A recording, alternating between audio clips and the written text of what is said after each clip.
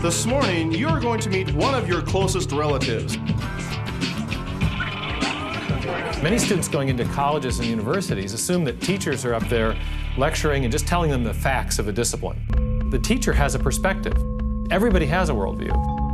When you have a college that advertises its mission statement with Christian values in it, the last thing you expect to hear in a classroom is, if you believe in the inerrancy of Scripture, you are ignorant. Our teacher said that he believed in evolution, creationism was stupid. More than half of all college professors say that they regard the Bible as fables and legends. Like shattered the foundation that I had been taught. Between right and wrong. A lot of Christian kids really have a lot of those inner doubts about the fundamental issues. Is there a God or is there no God? How did I get here? The problem of evil. What is the thing from which everything else came? Could you not do this assignment because you're a Christian? Do you think that you're a sinner? What about homosexuals? Do they sin? Why can't you advocate for them? Tough questions. And so I found myself debating in my head, what to believe. Completely doubted everything I was taught.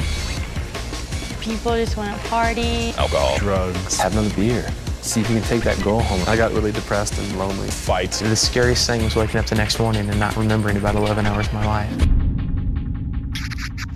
Yeah, in college you hear the words experts and facts thrown around all the time. These experts can be as biased as anyone else and oftentimes wrong. In the 1970s, there was a big scare about global cooling. It will be prudent to suppose that the next ice age could begin to bite at any time.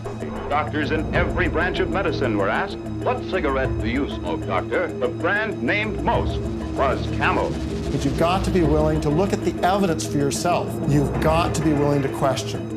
In a world ruled by people who don't value the values that your mother valued. We're going to talk about how we determine the difference between right and wrong. How do you make that determination, Mr. J? One man was ready for them. Well, you could refer to teachings such as the Ten Commandments. You don't propose that it'd be right for you to impose your religion on someone else, do you? Jay was not that man.